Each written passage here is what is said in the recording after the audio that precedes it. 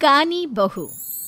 किशोरी लाल जी के बेटे राघव की शादी की बात जगह जगह चल रही थी, लेकिन किशोरी लाल जी को कोई लड़की पसंद ही नहीं आती थी। और उसकी एक ही वजह थी, किशोरी लाल जी का लालची होना। उनको लड़की वालों से मोटा दहेज चाहिए था और इसी चक्कर में एक दिन वो एक बहुत पैसे वाले के घर अपने बेटे का रिश्ता लेकर पहुंचे। उस आदमी का नाम था ओम प्रकाश। देखिए किशोरी लाल जी, मेरी एक ही बेटी है और मेरी सारी संपत्ति जायदाद सब कुछ मेरी बेटी नैना का ही है। पापा, नाम से लगता है बहुत खूबसूरत होगी। कितना अच्छा नाम है ना, नैना। ओ, वैसे बात तो सही है आपकी। अब इतना पैसा है, जमीन जायदाद है, इकलौती बेटी, आप भी क्या करेंगे? सब कुछ उसे ही देंगे ना। बिल्कुल ठीक पहचाना आपने। बस बेटी की शादी और सारी जायदाद उसके नाम। पापा, बिना देखे हाँ कर दीजिए ना। इतना अच्छा रिश्ता फिर कहाँ मिलेगा? माला माल हो जाएंगे हम। मैं अपनी बेटी को बुलाता हूँ। अरे नहीं नहीं नहीं नहीं, आपकी बेटी का नाम नैना है, सुनकर ही लगता है बहुत सुंदर होगी। रहने दीजिए अंकल, मैं तो आपकी बेटी के नाम से ही इतना खुश हो गया हूँ कि उसे बिना देखे शादी करने को तैयार हूँ। अब तो मैं उसका चेहरा सीधे शादी के बाद ही देखूंगा। और इस तरह राघव नैना का चेहरा नहीं देखता और उससे शादी कर लेता है। शादी के बाद अपनी सुहाग रात पर जब राघव नैना का घूंघट उठाकर देखता है तो नैना की आंखें बंद थी। कितनी खूबसूरत हो तुम नैना, जरा अपनी आंखें खोलकर मेरी तरफ देखो तो सही। नहीं, मुझे शर्म आती है। अरे, मैंने तुम्हें शादी से पहले भी नहीं देखा, और अब अगर तुम आंखें खोलकर मुझे देखोगी भी नहीं तो मुझे अच्छा कैसे लगेगा? इससे पहले कि नैना अपनी आंखें खोलकर राघव की तरफ देखती, अचानक से लाइट चली गई और राघव नैना को पूरी तरह से देख भी नहीं पाया। अगली सुबह नैना राघव के लिए नाश्ता बनाकर लेकर आई। अरे ये क्या, आधा पराठा सीका हुआ है और आधा बिल्कुल कच्चा। ये तुमने क्या किया नैना? बहू, तुमने क्या आधा पराठा तवे से नीचे लटका कर रखा था, जो आधा सिका है और आधा कच्चा? मुझे जितना दिखेगा उतना ही तो सीखूंगी ना पापा जी। जहाँ जहाँ मुझे नजर आ रहा था वहाँ मैंने सीख लिया, जहाँ जहाँ नहीं दिखा वहाँ कच्चा रह गया होगा। इसका क्या मतलब है? ये कैसा मजाक कर रही है तुम? अरे बहू, तुमने इतना लंबा घूंघट क्यों लगाया हुआ है? देखो, हमारे घर में बहुओं को बेटी की तरह रखा जाता है, और फिर तुम तो इतना सारा माल लेकर आई हो। देखो, ये घूंघट डालकर रखने की कोई ज़रूरत नहीं है।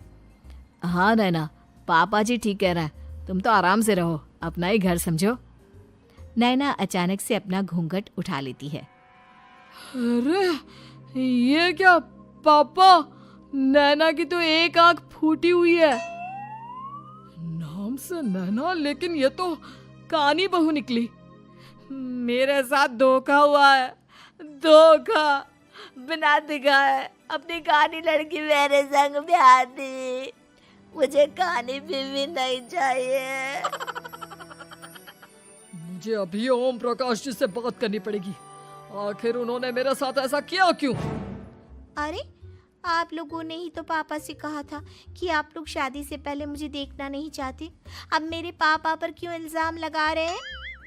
अरे लेकिन उन्हें बताना तो चाहिए था ना कि तुम कानी हो, एक आंख से तुम्हें दिखाई नहीं देता। किशोरी लाल और राघव नाराज होकर ओम प्रकाश को अपने घर बुलाते हैं। पापा जी, ये आपने क्या किया? शादी से पहले बताया क्यों नहीं कि नैना की आंखों में परेशानी है? अरे, आप ही ने तो लड़की देखने से मना कर दिया था। और लेकिन आप बता तो सकते थे। आपको तो हमारी बेटी की प्रॉपर्टी चाहिए थी, वो भी पूरी की पूरी। अब क्या हुआ अगर उसे आधा दिखाई देता है? प्रॉपर्टी तो आपको पूरी मिल गई ना। अरे ये क्या बात हुई? मेरी शादी प्रॉपर्टी से नहीं, आपकी बेटी से हुई है। अब ये तो पहले सोचना चाहिए था, तब तो मेरी प्रॉपर्टी देखकर तुम्हारी जुबान लप लपा रही थी। लेकिन मैं कानी लड़की को अपनी बीवी बनाकर नहीं रख सकता। पापा, कुछ करिए ना आप। हाँ, करता हूँ। देखिए ओम प्रकाश जी, आप हमारे साथ ऐसा नहीं कर सकते। और तुम देखो, अगर तुमने मेरी बेटी से शादी तोड़ी ना, तो जो भी प्रॉपर्टी मैंने तुम्हें दी है वो तो पूरी की पूरी वापस ले ही लूँगा, और आधी प्रॉपर्टी तुम्हारी भी लूँगा। अरे मेरी आधी प्रॉपर्टी भला क्यों लेंगे आप? इसलिए क्योंकि मेरी बेटी को आधा नजर आता है और उसकी नज़र अभी तक तुम्हारी आधी जायदाद पर ही पड़ी है। अब तुम उसे घर से निकालोगे तो कुछ तो लेकर जाएगी ना। और अगर हम आपकी बेटी को अपने घर की बहू बना कर रखे तो? तो तुम्हारी पूरी प्रॉपर्टी तुम्हारी ही रहेगी, और जो मैंने तुम्हें दिया है ना, उसमें से बस मैं आधा लेकर जाऊंगा। अरे लेकिन अब आप अपनी दी हुई प्रॉपर्टी में से आधी वापस क्यों लेकर जाएंगे? अगर मैं आपकी बेटी को अपनी पत्नी बनाकर रखने को तैयार हूं तो? इसलिए ताकि भविष्य में अगर तुम मेरी बेटी को धोखा दो तो उसके पास कुछ तो रहे जो पति का हो। वैसे मेरे पास तो बहुत कुछ है, लेकिन अपने पति की कोई निशानी तो उसके पास होनी चाहिए ना।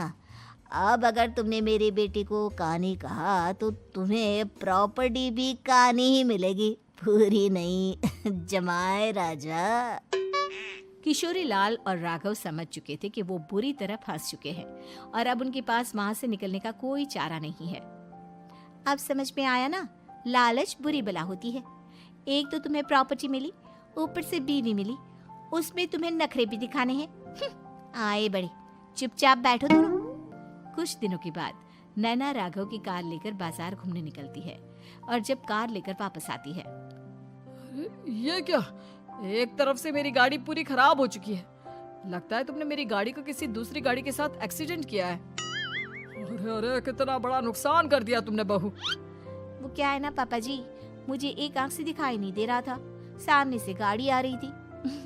मुझे तो सिर्फ आधा ही दिखाई दिया और वो गाड़ी मेरी कार से रगड़ते हुए निकल गई। अब मैं क्या करूं बताओ? आप इसे ठीक कराने के पैसे कौन देगा? तुम्हारे पापा? तुमने मुझसे इस तरह से बात की? अभी रुको। नैना राघव की शिकायत ओम प्रकाश को कर देती है। देखो राघव, अब जो मेरी आधी प्रॉपर्टी तुम्हारे पास थी ना, उसमें से आधी और मैं लेकर जाऊंगा, क्योंकि तुमने मेरी बेटी को डांटा। अरे नहीं नहीं पापा जी, गलती हो गई, माफ कर दो। गलती की तो कोई गुंजाइश ही नहीं। अगली बार मेरी बेटी को डांटा तो बची हुई आधी में से आधी और ले जाऊंगा। लालच के चक्कर में हम दोनों ने बहुत बड़ी गलती कर दी बेटा। एक तो तुम्हें कानी बहू मिली और ऊपर से जो माल मिला वो भी काना। इस तरह राघव की हर एक गलती पर ओम प्रकाश उसकी प्रॉपर्टी का आधा आधा हिस्सा लेकर अपना सारा माल वापस ले गया और राघव को कानी बीवी से काम चलाना पड़ा। भाई लालच वाकई में बुरी बला है।